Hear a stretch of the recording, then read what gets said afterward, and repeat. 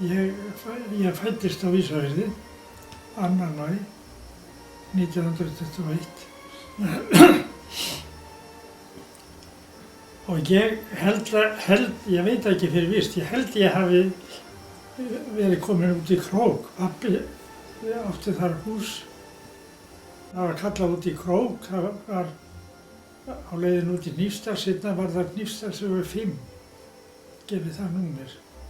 Þetta var náttúrulega Ísafirði, það var einföld röð af húsum meðfram veginu þar.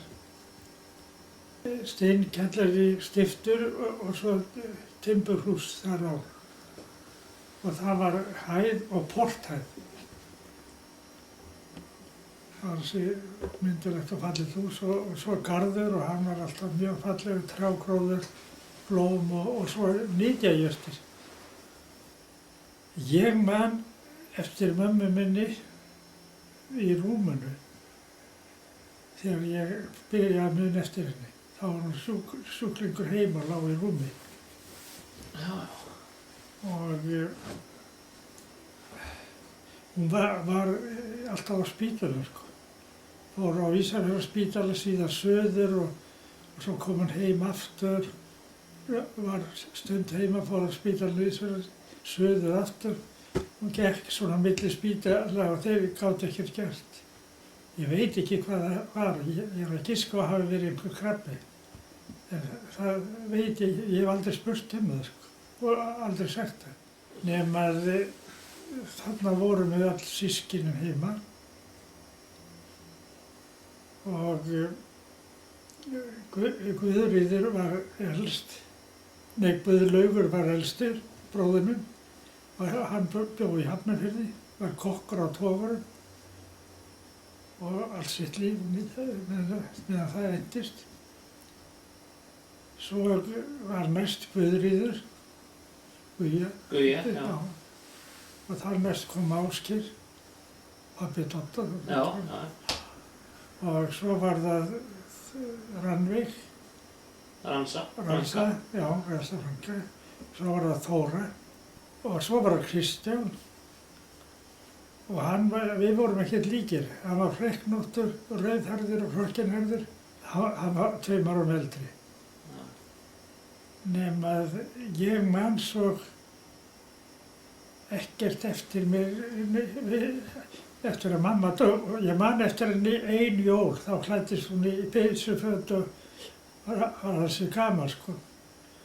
Það var borðað og sungið sálmara og gengið í kringu jólatríð og svo var spilaði fullorðna fólkið.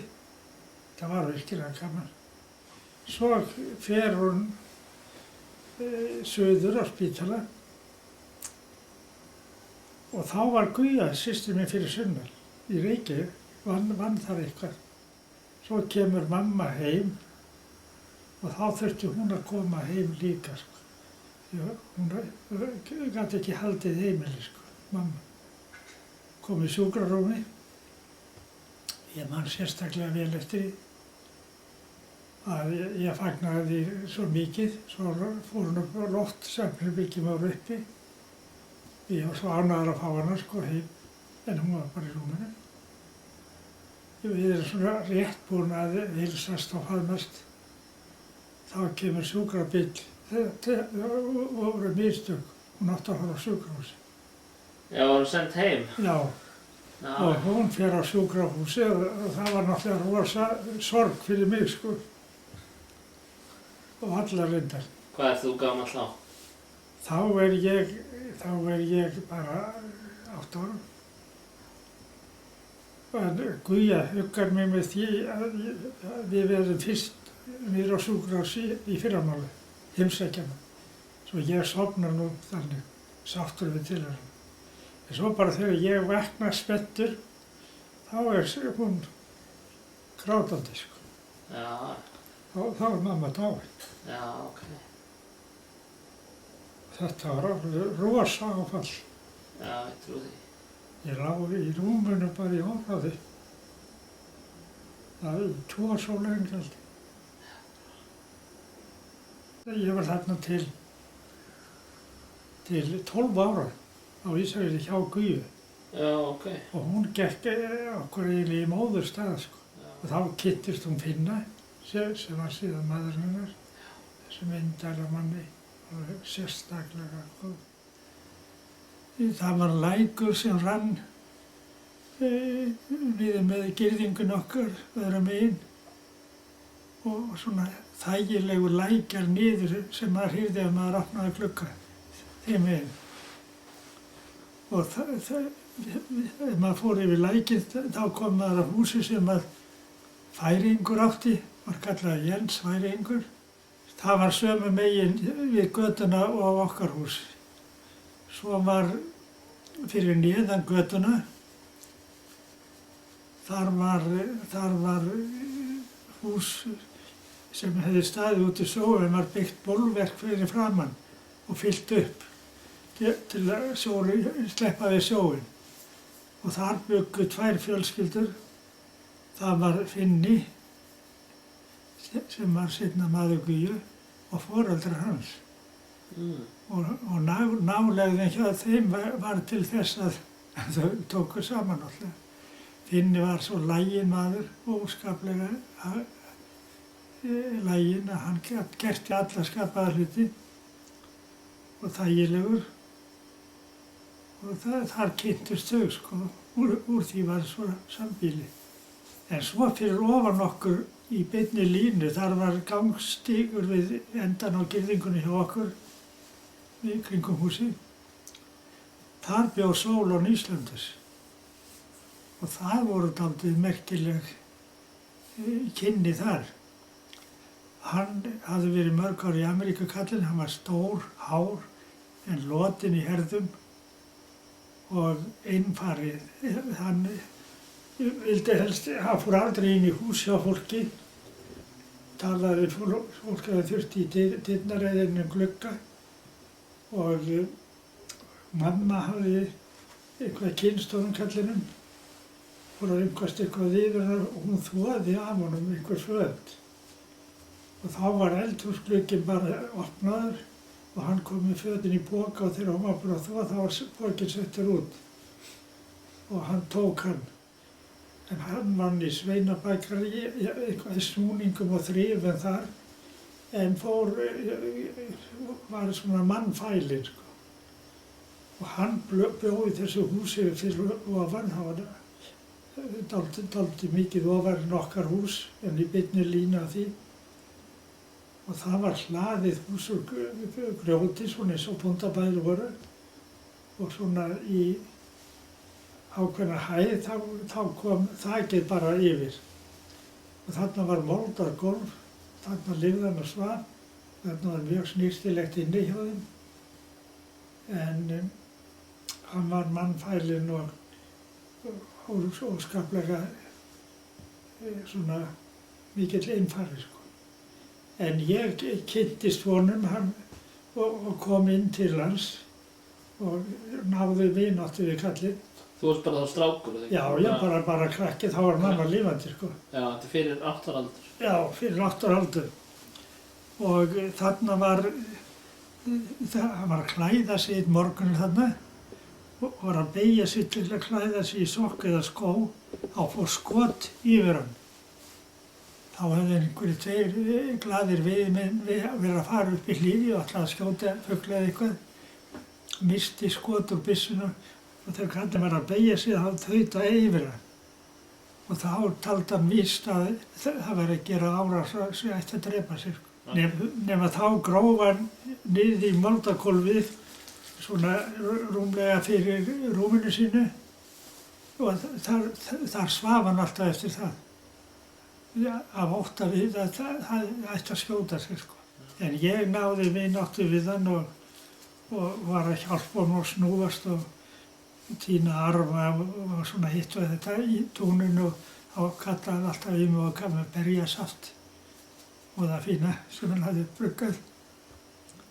Og ég var alltaf velkomin þarna, sko. Hann gat umgengist mig sem krakka, sko. Ég var nú brúður og kurteis við hann, sko, og þá báða. Nema að hann borgaði svo með selgæti sem hann fékk í bakaríinu. þá komum við póka svona reglulega og setti í gluggar. Já, já. Já, já. Þetta var snirtilegt heima hjá hún en skrítið að sjá glansandi moldagólf. Það glansaði alveg fínt og var hart orðið, sko. En svo fannst manni þetta eðlilegt og allt í lagi þegar maður bara venjast. Já. Svo truflaðist það meira, þá var ég farin vestur og þá átti að leggja veg þar sem húsið hans var og það var rifið niður og þá fór inn á hlíð og byggði þar svona bara hjallingvinn og grós og í jörðina fyrir sig svefnpláss. Svo endaði með þegarnum að það var settur á elliheimilega ruglaðist alveg. Já, já. Já, þannig endaði hans ævi. En þetta var þægilegur maður og allt í fínu lagi þegar maður kynntist honum, sko.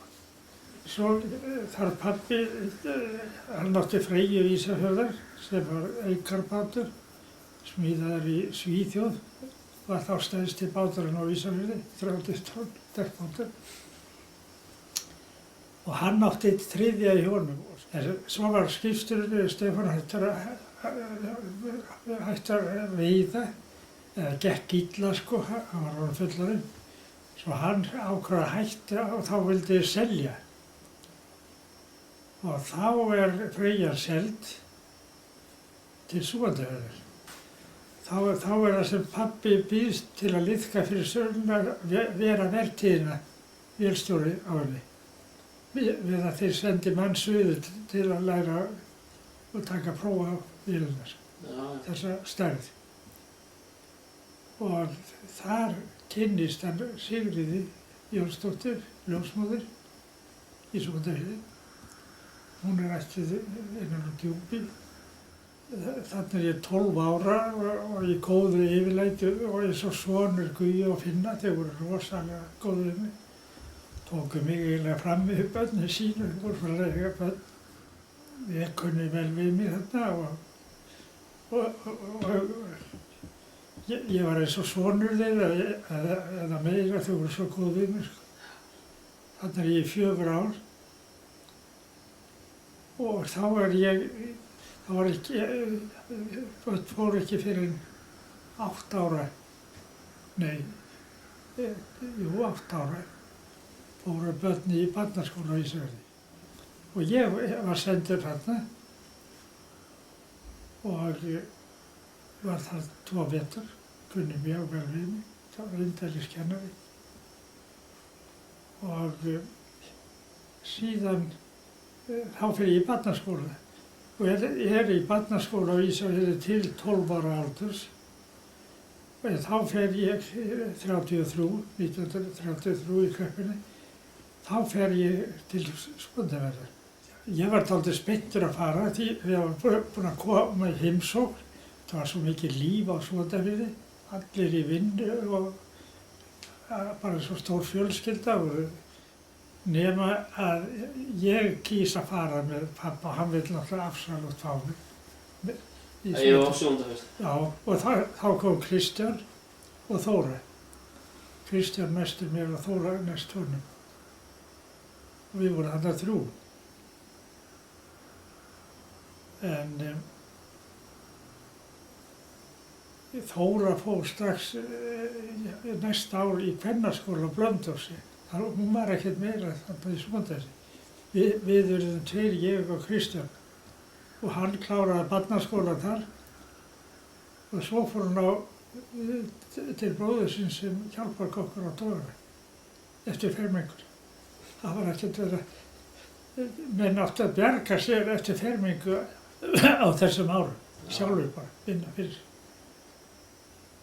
Nema ég bara missti minni þegar mamma dó á því sem hafði liðið á undan. Ég man ekkert þar. Eftir mamma dó, sko, ég man það, en ekkert úr fortíðin nema mér leiði vel þarna á Listasviðinu, sko. Já. Nú, það voru svona dálítið leiðindi milli Guðu og pappa. Hún vildi hafa mig og láta mig klára barnaskólann og fara svo í menntaskólann á Akureyri, það var rútan á þeim árum. Nema á Ísafirði var ég algjör kúristi. Það er að reka mig út.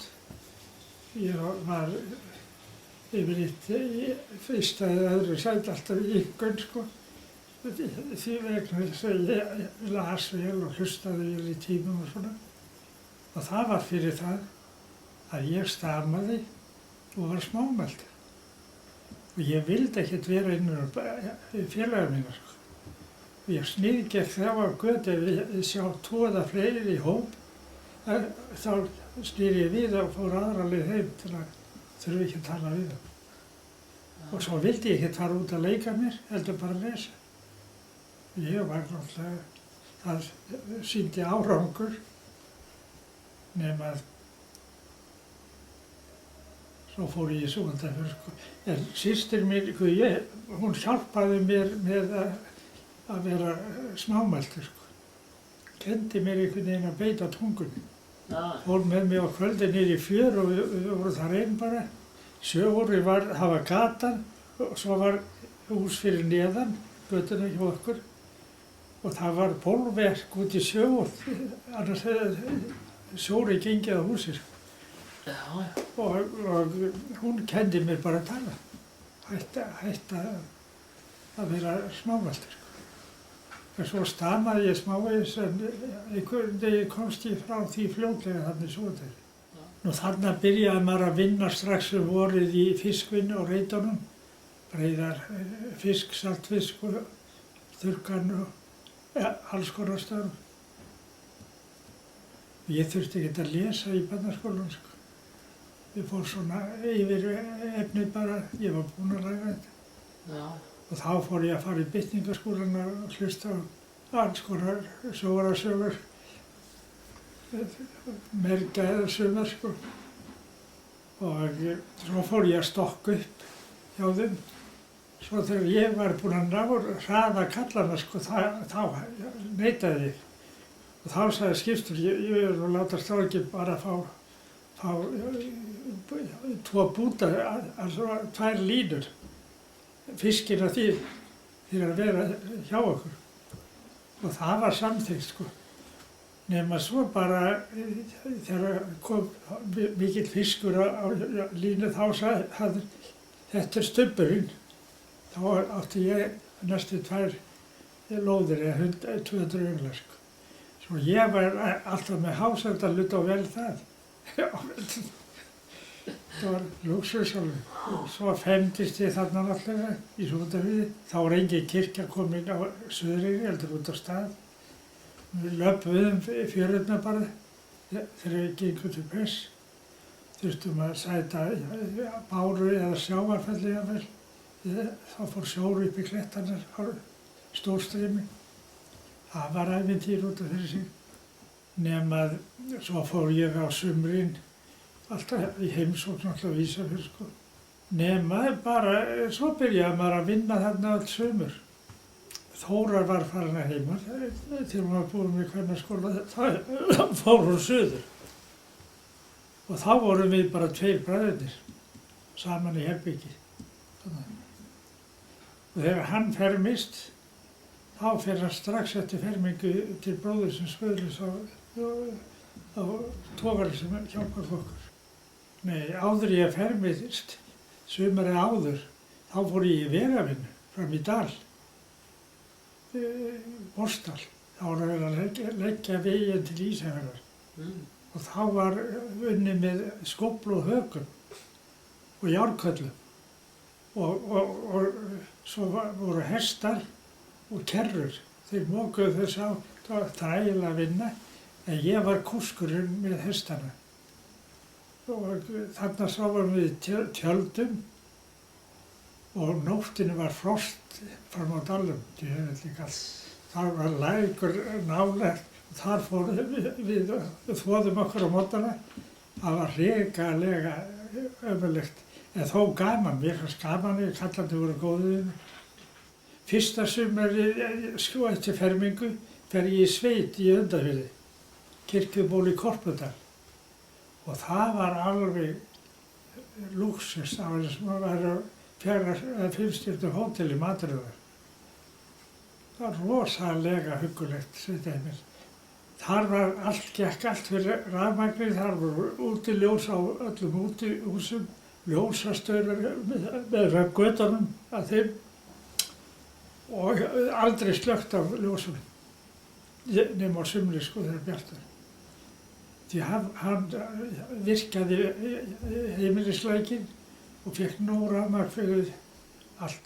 Hann var með sláttuvél sem hestur dró og svo var hann með traktor líka sem sló.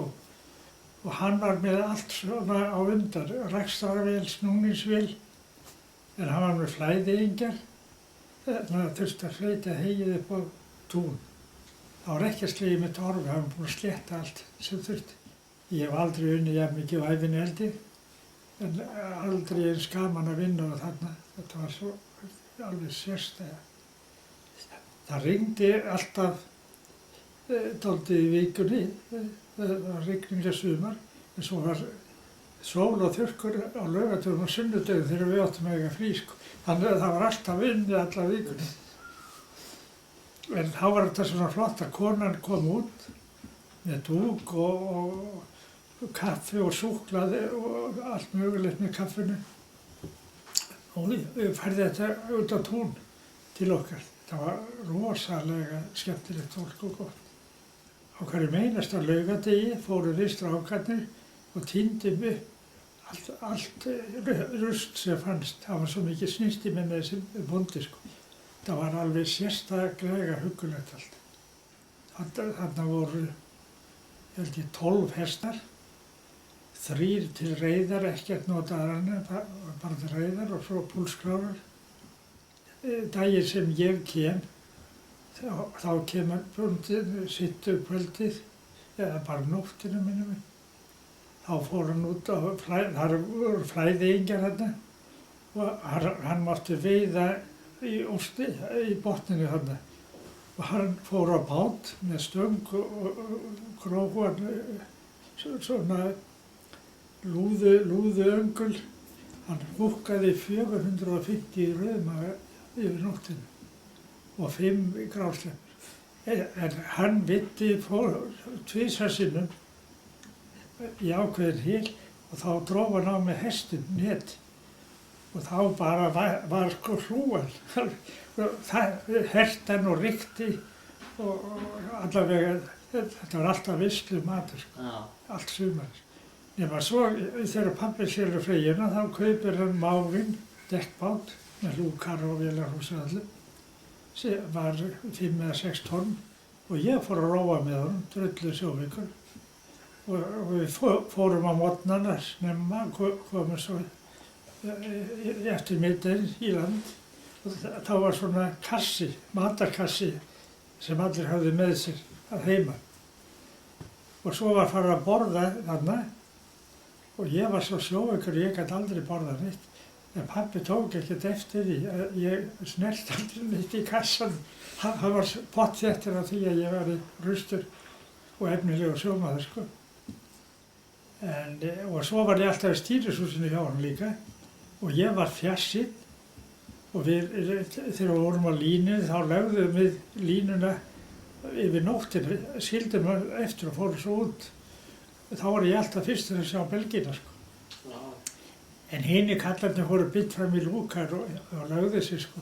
Og þá var pabbi við stýrið og vélina náttúrulega og ég alltaf með honum. Hann hélt ég væri svona efnilegur sjómaður sko. En svo fór ég að fara á síld á Freyju sem var seld til stóra skipinu og var þar á sumrin, 4 eða 5 sumur. Ég var á Snurvoð á litlum bátum líka. Allt var sjóveikur. Það fór allir að vinna eftir fermingar sko, nema þeir sem fóru í skóla á veturna. Það var lítið það að þeir færu nema þá í sjómannaskóla. Ég vissi 3 sem fóru í samverðisskólan og svo var ég og 2 aðrir sem fóru í Vestlandsskóla. Og ég sótti vist á Laugavatni.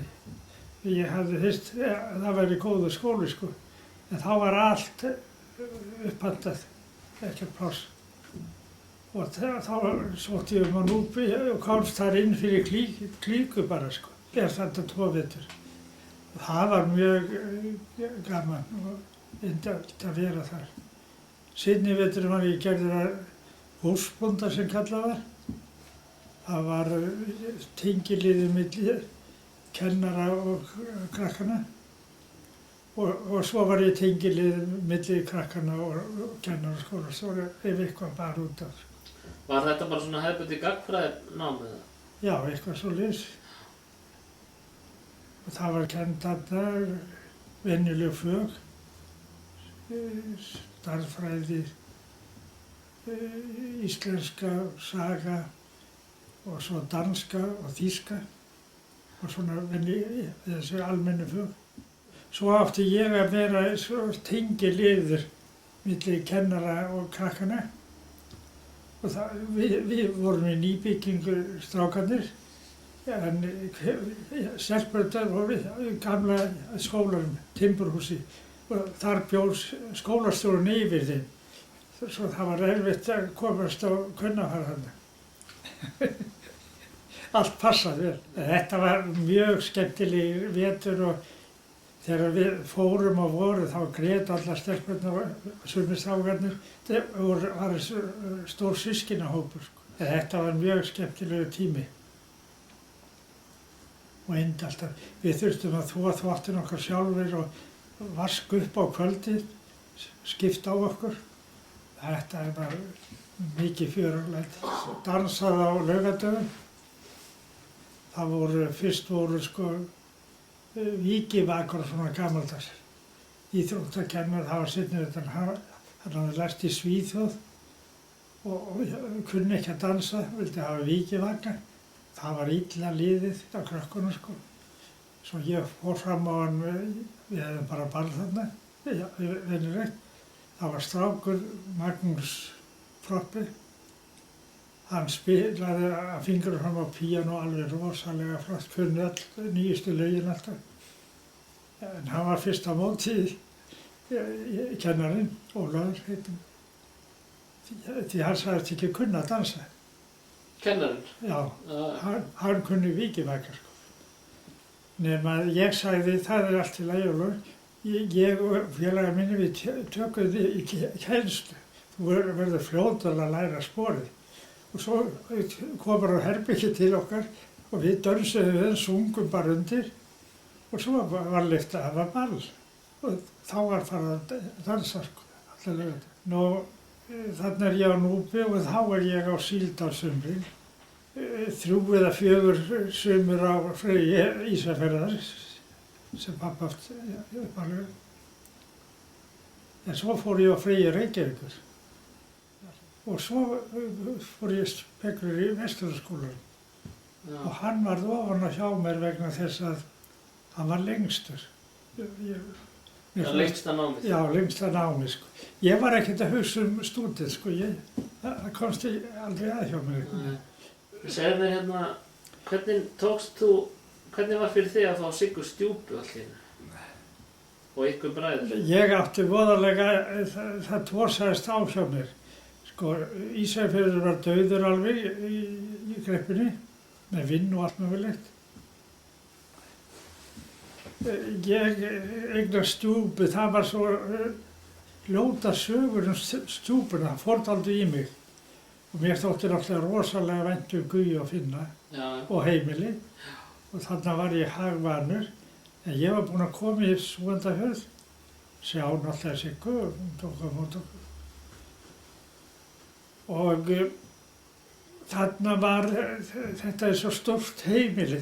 Þegar það var landlega þá léku sér allir á götunum alls konar leiki, gamlir sem ungir. Það var bara svo stórt félagsheimili.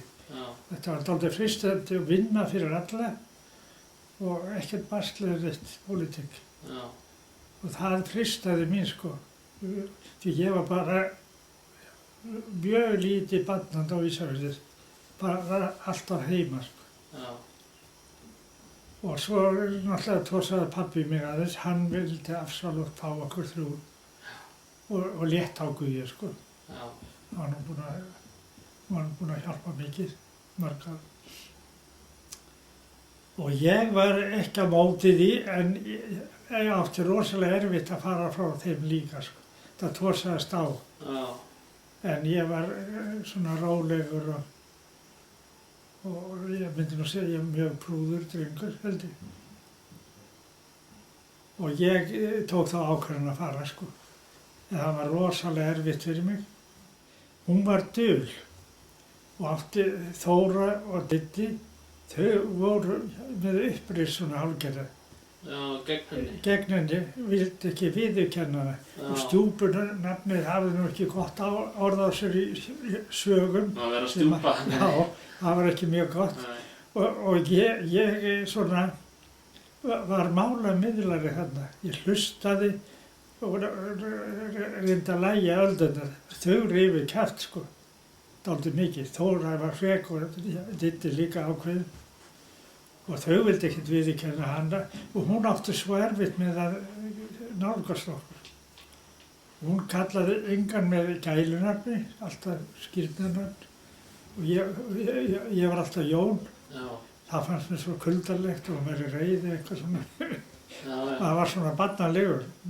Ég var mikið barn af þessum að með lítið hjartið, svona að segja, sko. Já. En ég var að svona miðla málum, sko, og dempa þau rifu dálítið kája, sko. Og það var dálítið erfitt, þau voru svo hrifin hvort á öðru. Hann var hrifin af henni og hún yfir sig hrifin af honum. Já. Já. Það var myndar kona og endar kona. Hvað var það mörg ár frá því að mamma þín dó, þangað til að Sigga stjúpa kemur inn í? Það eru 4 ár. Það eru 4 ár? Já. En svo fer Þóra heiminn og þá lagaðist þetta dálítið, þá var Diddi einn, hann var allar tíð erfið, sko, dálítið. Og mikill fyrir sér, sko, hraustur og harður. Svo erum við þarna saman á herbyggi. Okkur kom mjög vel saman, hann fekk að vera lengur út en ég, af því hann var eldri. Eldri, já. Þetta gekk nú allt þokkalega, sko.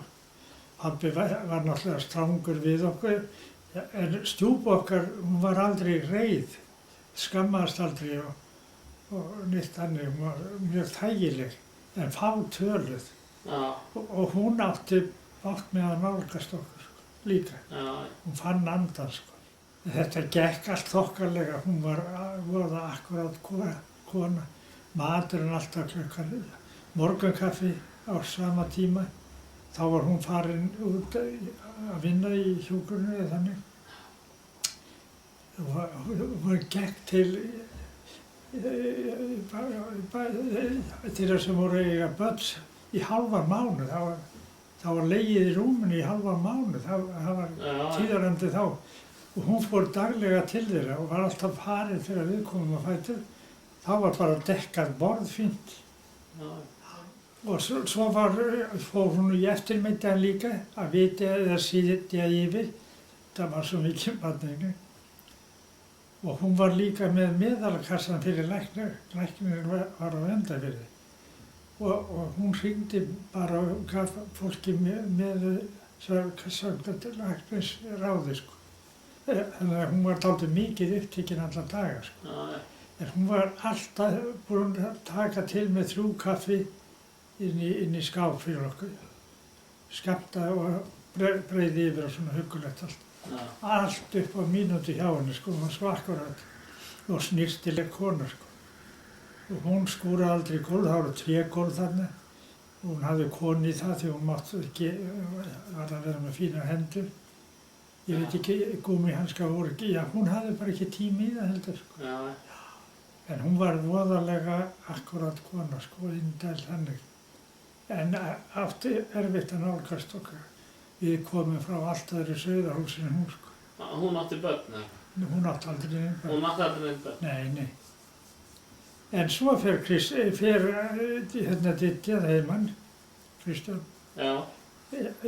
Fljótlega eftir ferminguna til bróður í Hafnarfirði. Og þá fyrst nálguðumst við hvort annað. Þá gátum við náð saman sem maður segir. Já. Þá sá ég allt aðra hlið á henni, hún var voðalega góð við mig og indæl. En hún var aldrei orðmörg, sko. En þægileg og snyrtileg og allt í reglu. Og þá fór ég að finna hlýju, sko. Henni fannst vænt okkur, sko. Og hún talaði svo fallega líka um systkini sem voru farin og svona. Já. Ég bar mikla virðingu fyrir henni, sko, sem slíkri. En hún var náttúrulega aldrei mamma mín. En þau voru óskaplega skotin hvort í öðru, sko, sem fullorðið fólk. Já. Já. Hún var skotin í pabba og hann í henni, sko. Og það gekk allt mjög vel, sko. Já. Já. Já, svo eitt haustið, þegar ég kem heim að síldinni, þá var ég búinn að ákveða mig að fara í Vesturlandsskólann. Já. Því að það sem ég læri eiginlega mest þar að ég held, sko, að lengsti skóli. Það var undirbúningsdeild og svo 4 bekkir. En ég var búinn að læra bæði á Núpi og hjá Halldóri Kolbeins að ég vildi taka prófin upp í annan bekk og það var hægt, sko. Og þá bauð mér að skrifa skólastjórnum bréf. Ég vissi ekkert, það voru einhver með mér, hann hélt nú upp á mig kallinn, sko. Þá segi ég við pabba, já, nú ég ákveðin að fara í skóla, segi ég. Já, og hvaða skóla er það, sér? Það er í Vesturlandsskóla. Reyna að taka prófin í annan bekk. Vesturlandsskóla, helviti snöggur. Ég held að sé nóg að anskota svindlar þó þú bætist ekki í hópinn, sagði hann. Svo ég bara þægði að labbaði frá honum, sko. Já. En svo var nú allt í lagi. Við töluðum með, Harri kælti ég myndi fara í sjómannaskóla, sko.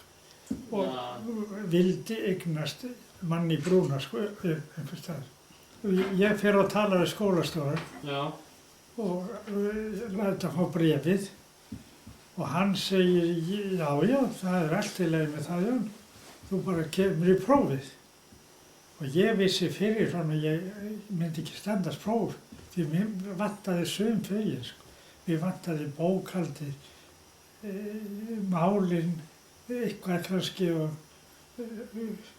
bókhald og svona sérfögin í þessu. Og ég var alveg klára að ég myndi falla að ég teki prófið, sko. Ég hélt það allavega og hefði gert það. Ég er svo fljótur að ljúga að ég sagði við hann, já, sko, ég hefði nú langað til að taka prófið og það var nú allt í lagi. En ég laug einhverju að ég yrði að fara vestur og væri bundið þar ég kæmist ekki prófið. Og þá segir hann, já, það er nú allir verða. Já. Svo það verður röng þögn, svo ég segi svona, já, ég get fullyrt eitt að ef ég fæ að reyna mig í öðrum bekk og tek ekki gott próf í vor, þá hætti ég skólanum bara. Ég ætla ekki að vera með dragbítur þar. Svo hann brosir nú og segir, já, við sjáum bara til það. Ég var heldur jákvæður. Ég var í Reykjavík allan tíman, sko, bara kom ekki nála skólanum. Þegar ég kem út frá skólastjórnum, þá er Einar Bergmann, Óli vinnur okkar líka, og Halldór, við þekktust allir.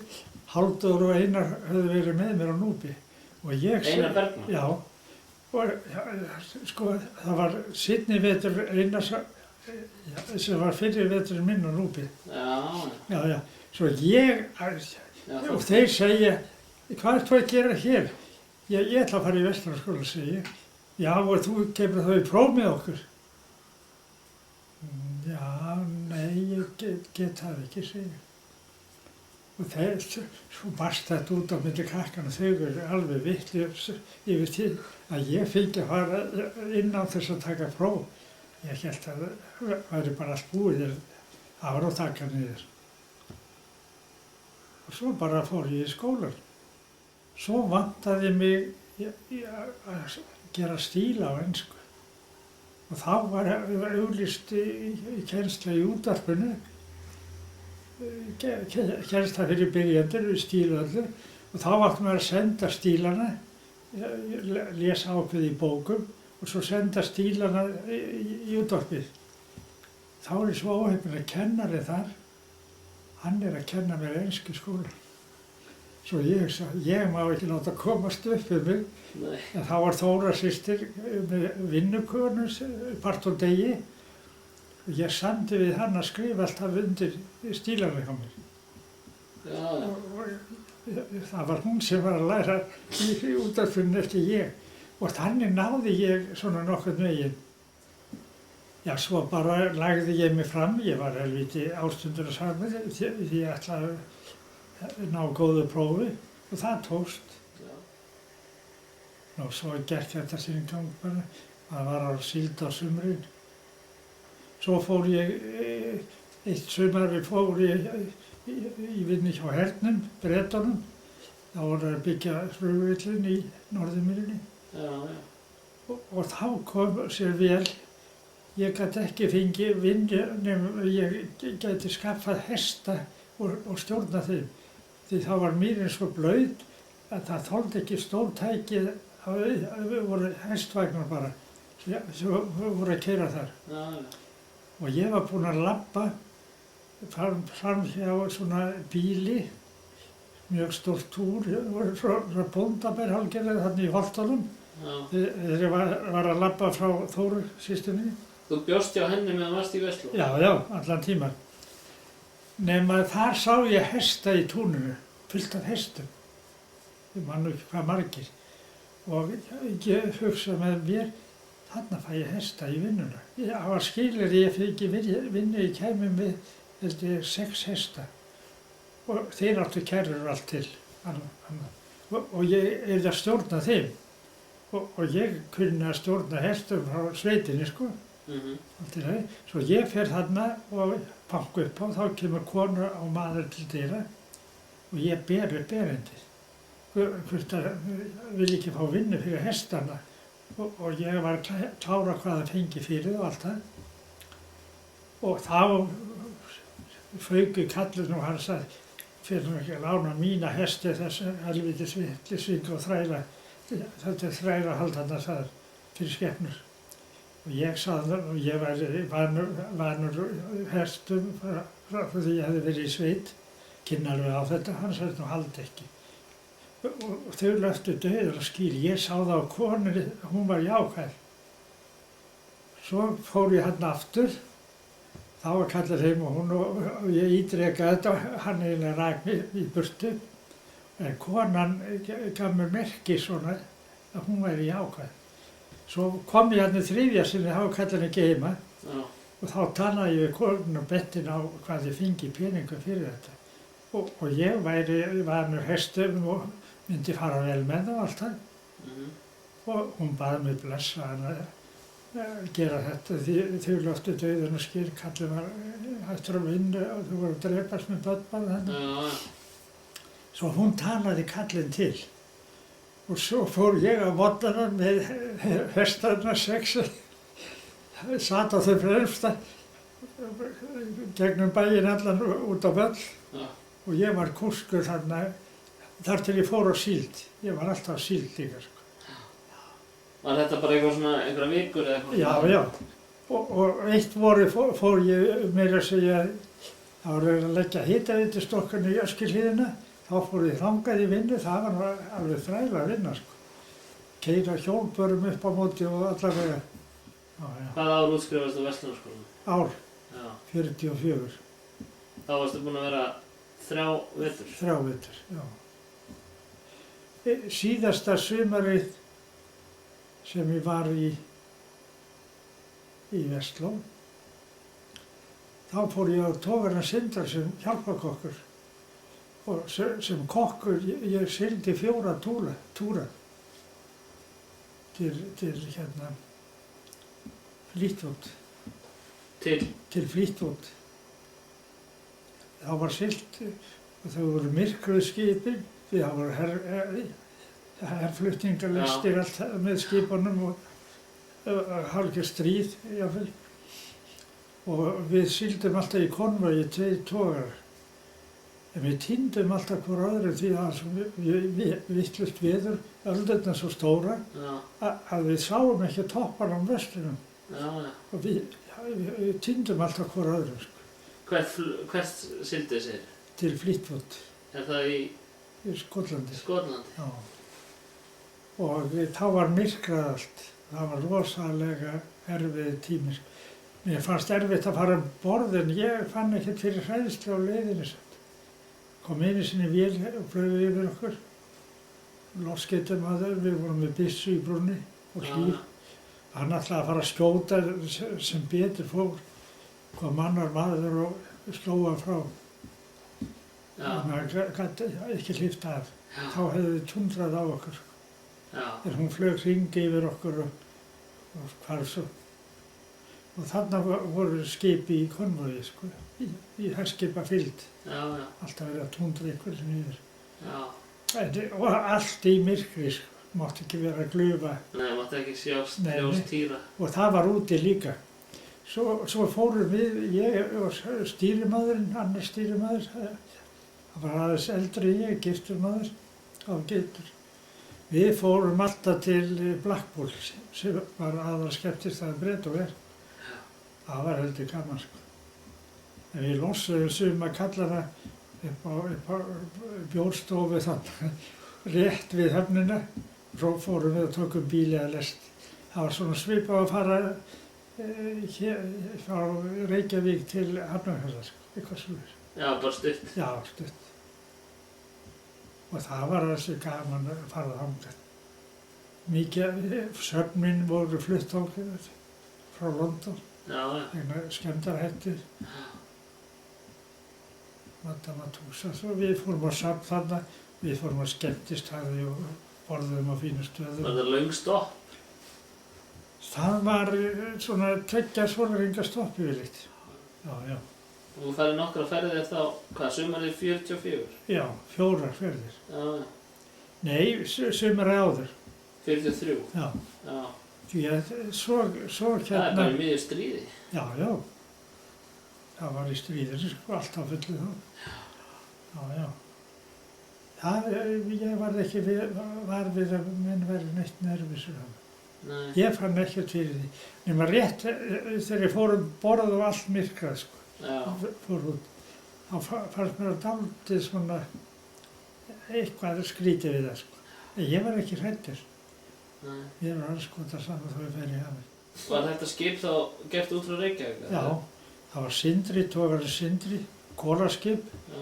Og það voru kolabirgðir allt fyllt þegar maður fór héðan og skipið fullt af fiski og þegar voru komin út á haf þá var sjór, allur skuturinn í sjó og sjór fyrir framan brúna. Maður sá ekki lunningur. Það var að fara niður upp á kistnum niður í vélarrúmið. Skipið var í sjó, sko. Og þarna synti loftskeytamaðurinn á hverjum einasta degi fyrir framan brúna. Hann var heldur hraustur og sterkur. Var það svona hlaðið? Já, hann var svona hlaðinn af fiski og kolum. Það var dálítið, mér fannst það dálítið glöfralegt. Og kindararnir voru að drepast í loftleysi þarna. Að moka kolum. Og þeir lágu á grindu, verið niður í mitti og eldu, það var hrikalegt að segja. En stríðið, hvernig hafði það áhrif á Íslandi? Það hafði bara velmegun á okkur. Fannst ekkert fyrir því? Nei. Það voru, ég fann ekkert mikið fyrir því, sko. Nei. Það voru hermenn þarna og svona, þetta var allt í rólegheit. Og nóg vinna fyrir alla og svo sumarið vorið þegar ég útskrifast, sko. 44? Já.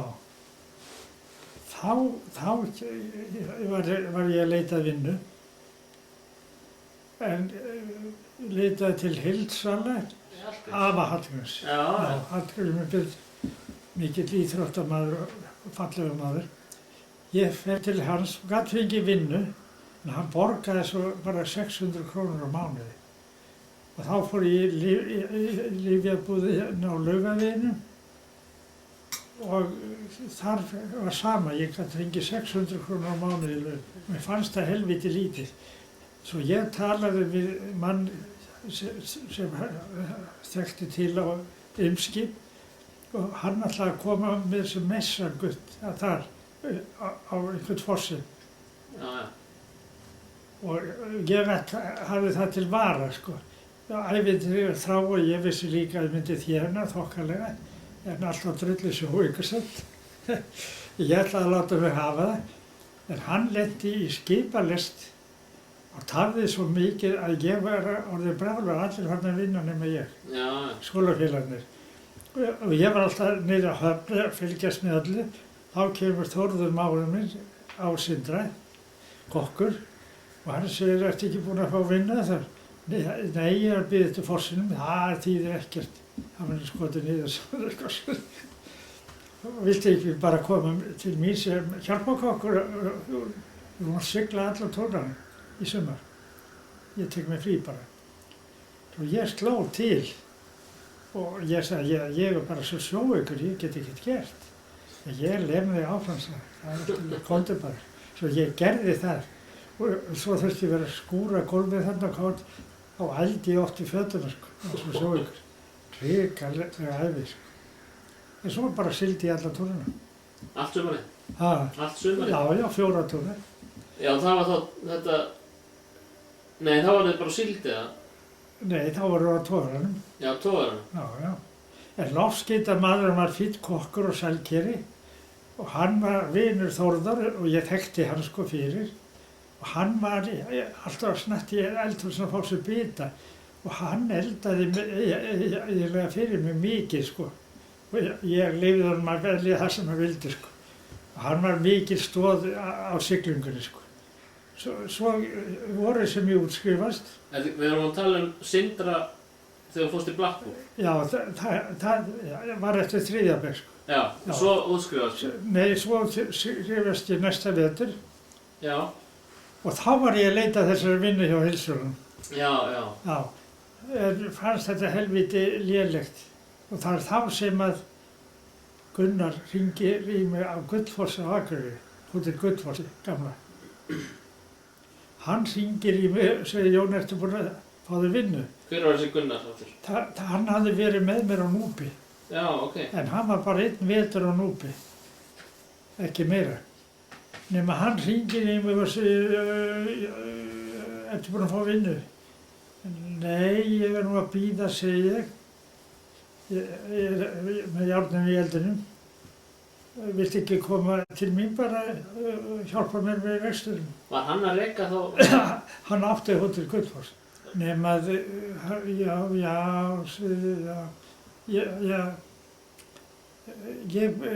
hvað fær ég vinnu á þessum stöðu, laun á þessum stöðu sem var búinn að hlera?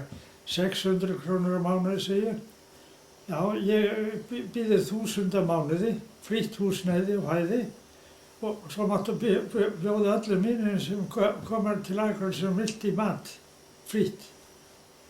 Svo mér fannst þetta helviti gott og ég hoppaði á það og fór norður.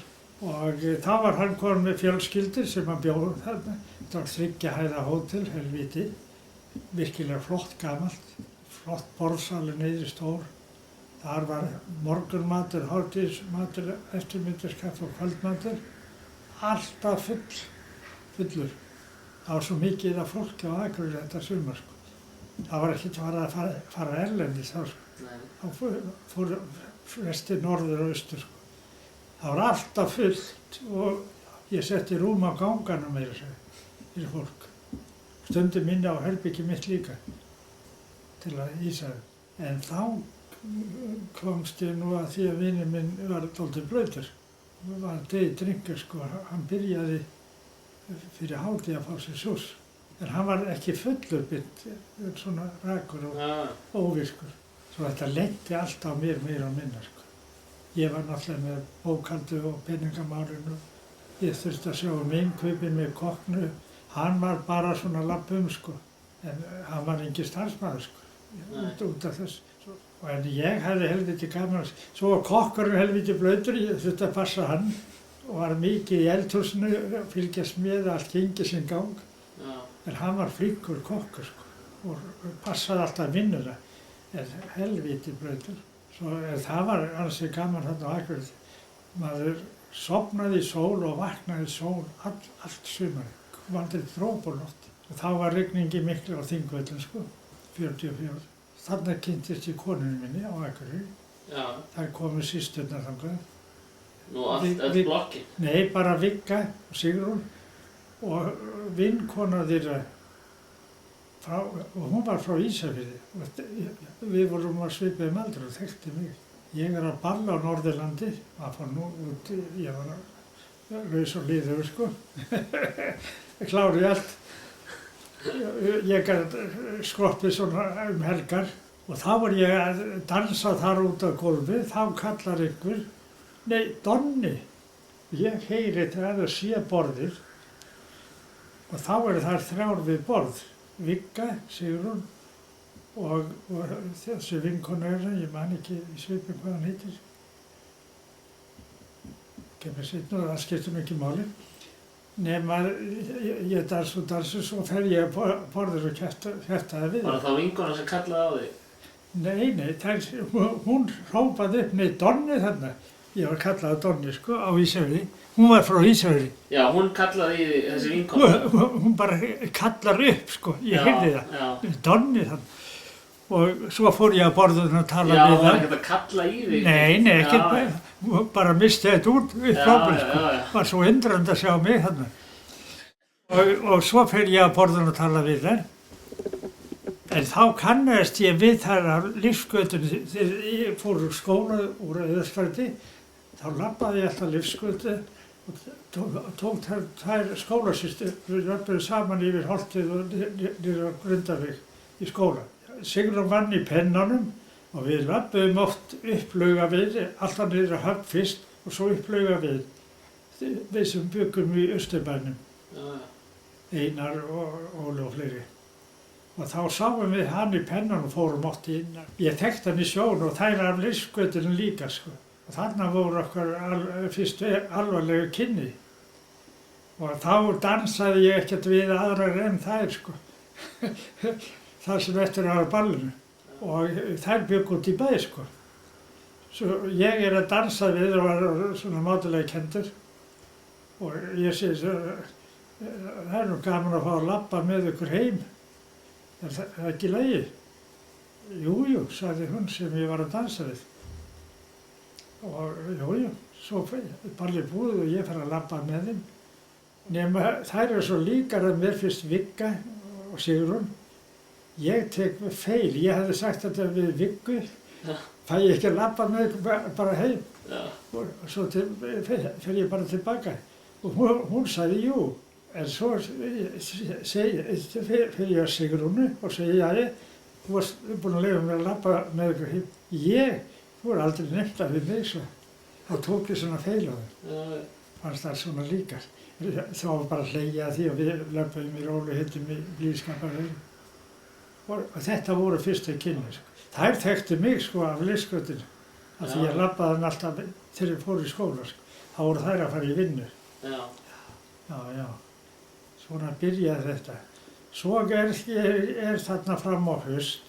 Þá var ég orðinn dálítið þreyttur að þessu, sko. Ég þurfti að vera upp á nóttinu og allaveg og þyngdist róðurinn hjá vinum mínum dálítið. Og ég segi að ég sé nú að hugsa að slúta þessu, hætta að fara suður. Og þá biður hann mig að vera áfram og ég gata nú ekki almennilega. Nema þá segir hann, þú mátt eiga helminginn með mér í þessu öllu. Þú þarft ekkert að borga út. Þú borgar bara með hagnaðinum. Það var fín útkoma, sko. Það var alltaf fullt. Og þá eignastu þetta bara með mér. Og já, þetta kitlaði mér náttúrulega ansi mikið. En þá fór ég að hugsa, þetta verður vandamál hans drykkja. Hann var konu og 3 börn minnum. Ég fór að hugsa ég þarf að í framtíðin að sjá hann 2 fjölskyldur. Því hann var ekkert eiginlega starfshæfur þannig séð, sko. Hann fór vel á með okkur, en hann vildi ekkert koma nálægt neinu, sko. Hvorki skópuðin eða hótelin. Svo ég neitaði, ég vildi að fara suður bara. En það verið vinsæmt, við vorum bestu vinnir á. 2 eða 3 árum seinna brennur allt í kaldra kolana. Þá hefði ég grætt milljónum margar. Ég hef búinn að gera kaupsamningu það. Þá átti ég bara allt á mótornu, sko. Já. En maður má ekki hugsa þannig. En svo byggði hann þetta var timburhús. Hann byggir upp og steypir þetta allt upp. En þá bara fór að hallenda fætur, hann misti þetta allt, fór allt á haus. Og þau skildu hjónin. Þarna kynntist ég bróður hans Kjartani. Þeir áttu hóteli saman og línuviðaran, hvað var línuviðar, ég man ekki hvað hét. Og þegar ég kem suður, þá biður hann mig að hafa bókhaldi fyrir skipið, sko. Og þá ræði ég mig í vélsmiðju Keili inn við Elliðaárvogur.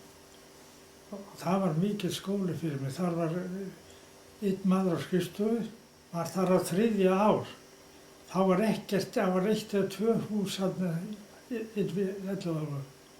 Í hæðunum öllum, sko. Já. Og við vorum keyrðir á vörubíl með tjaldi í vinnuna úr. Það var heldur kuldalegt.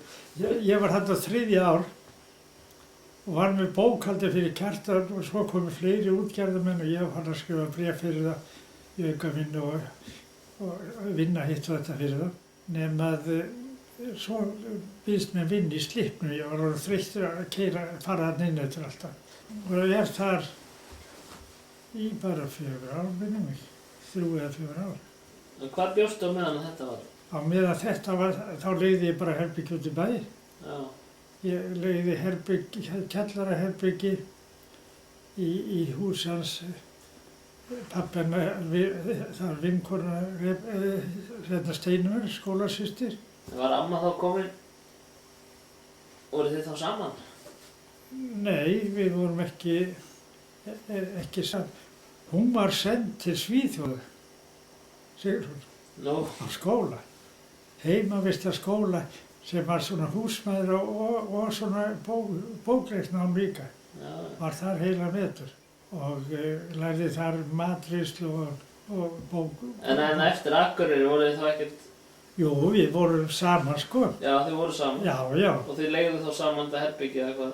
Nei, það var ekki komið svo langt, sko. Nei, ok. Nei, við vorum bara saman svona ytturst og síðan, þegar ég er í Slippnum, þá kemur bróður mig Kristján sinn og segir, heyrðu, þannig, ég er orðinn svo þreyttur að vera á sjónum, alltaf að heiman, mér langar til að vera í landi.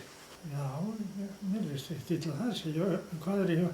Það verið að auglýsa verslunarmannaheimili til leigu, 2. hæðina og 3. hæðina. Og þarna er mötuneyti, 150 manna mötuneyti. Og svo eru veislur þarna, allar helgar og allt helmingar, giftingar og alls konar veislur. Viltu ekki vera með mér í þessu og þú segði fjármál og bókald og þá var ég í Slippnum, sko. Já. Svo ég var all kvöld þarna og allar helgar og það gekk mjög vel. Það var hlaðborð í hádeginu, við þurftum að vera held ég með 18 rétt á borðinu til að fylla upp í skilyrði, verðlagsskilyrði. Svo vorum við heitan mat á kvöldi. Og við rekum þetta, við þurftum að kaupa allar eldhúsgræjur og borðbúnað á þeim sem var þarna fyrir. Og við rekum þetta í ár nema hann veikist á tímabilinu. Hann getur ekkert unnið með þetta. Hvað var það? Og hann var gefið antibús á þess að hann vissi af það. Það var meðal gegn drykki. Og það mátti ekki smakka vín ofan við. Þá rugluðust menn. Og þar gerði það mæðgurnar. Ættu að gera það í góðu hjálp honum, en sögðu hann ekki af því. Og hann drakk það og hann svaf ekki fleiri sólarhringar. Bara ruglaðist.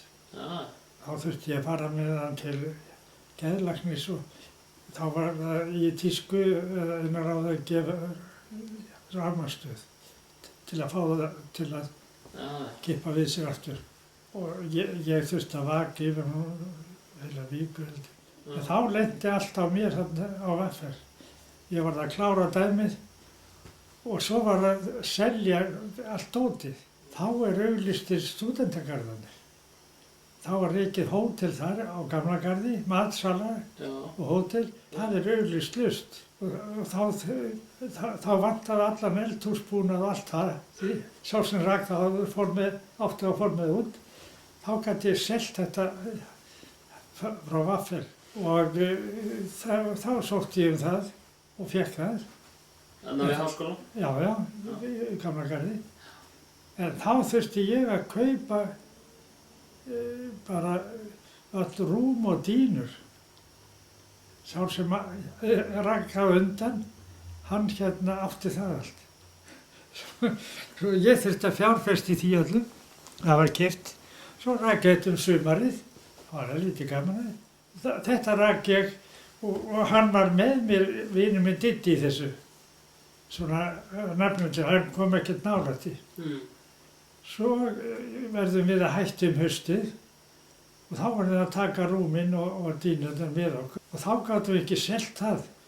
Og leigðum bragga inn við kartöflugeymslurnar, við ána, frægur. Já, Elli ánar. Já. Leigðum bragga undir þetta dót og vorum að dufla við loftvarnanefnd að kaupa það. Þeir þurftu að eiga svona varabirgðirúm og allt slíkt. Það dróst fram á vor, þá kom þetta svaka flóð þarna og allt fór að flót hjá okkur, allt rennblautt. Og við bara þurrkuðum þetta og pússuðum þetta til og svo gátum við selt það. Þá var ég sama sumar ég var á stúdentagarðinum, þá leigði mágur minn og Þóra systir, þá var hann sá matsöluna fyrir Frystihús og Akranesi þarna fræga stóra. Hann var með matsöluna þar, sáum það og þau bjuggu upp á Akranesi. Þá leigðum við sumar veitingastað af sjálfstæðismönnum á Akranesi, þannig var keyrir alltaf þar framhjá fyrir heimsóknir þín. Þeir eiga þar stórt hús.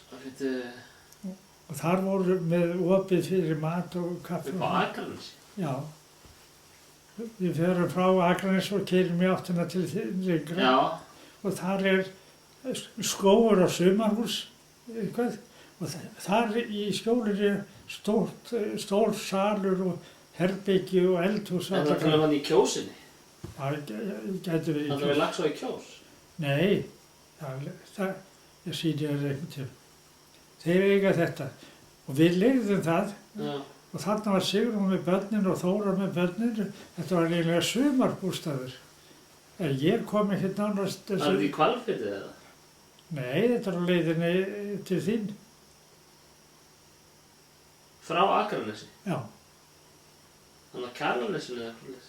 Já, ég veit ekki hvað þetta er. Það er skógur þar á sumarhús og þetta er ofarlega í brekkunni, sést ekki almennilega á veginu.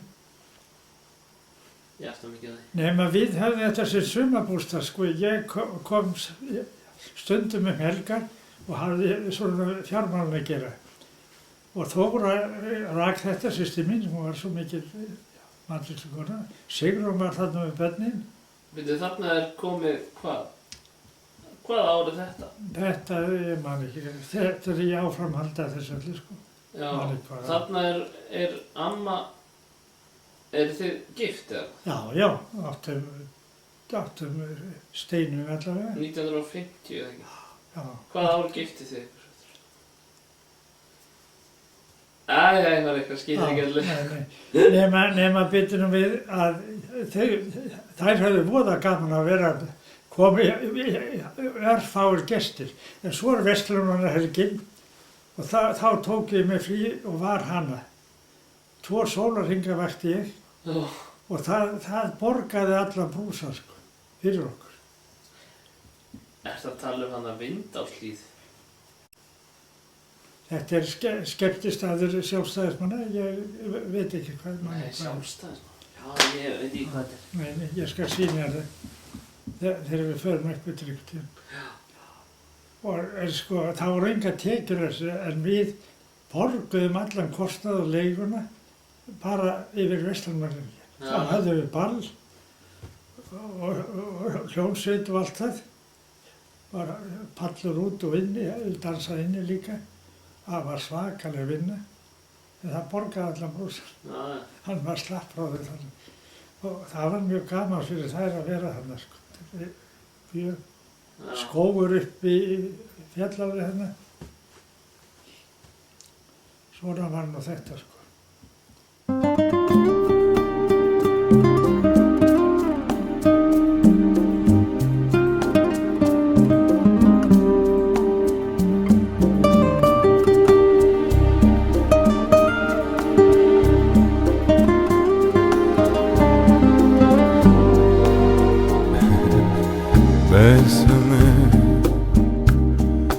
Bésame mucho, como si fuera esta noche la última vez. Bésame, bésame mucho, que tengo miedo a perderte después.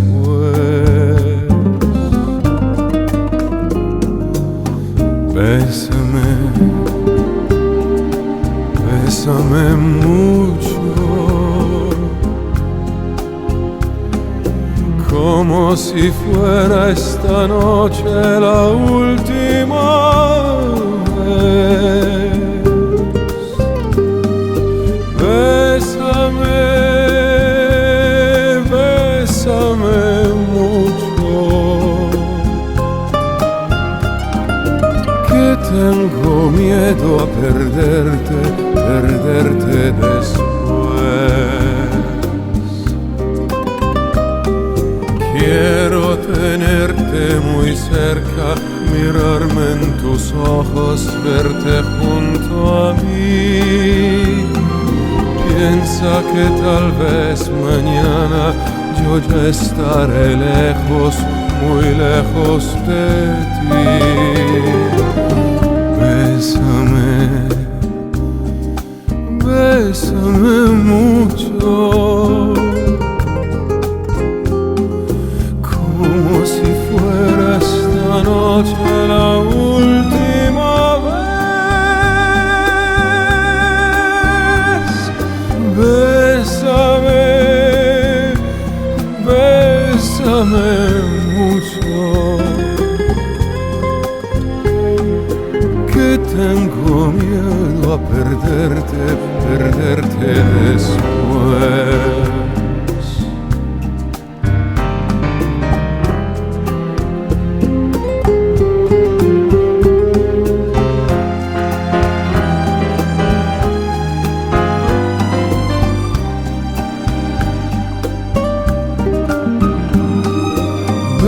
Bésame, bésame mucho, que tengo miedo a perderte después. Que tengo miedo a perderte después.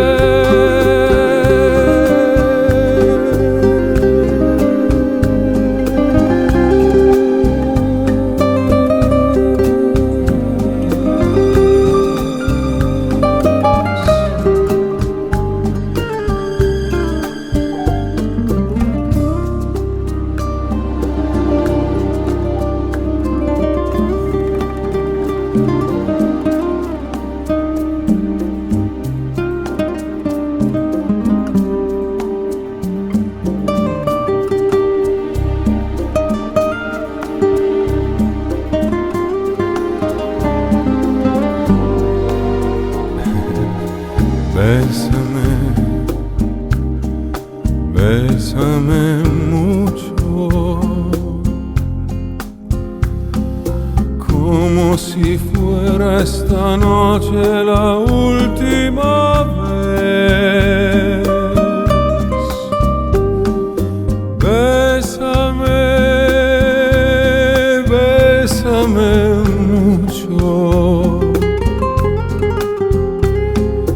que tengo miedo a perderte, perderte después.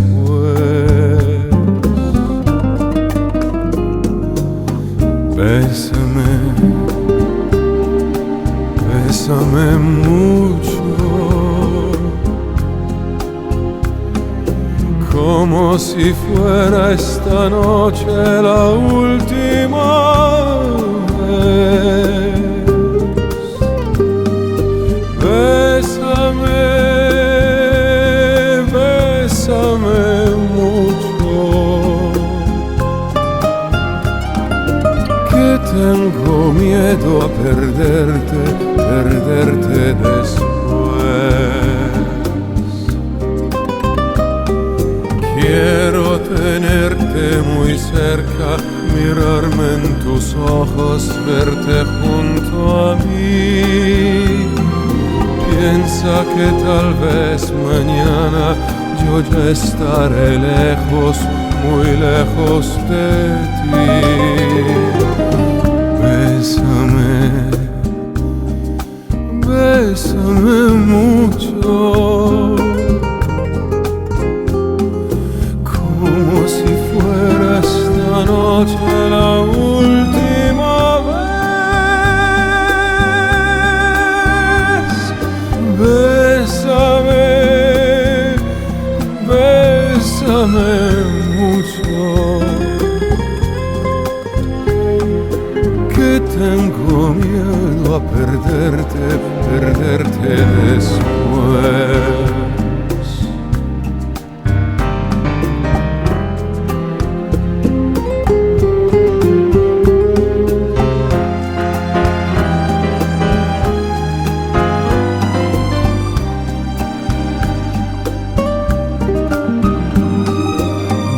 Bésame,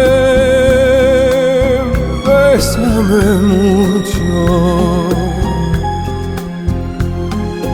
que tengo miedo a perderte, perderte después. Que tengo miedo a perderte, perderte después.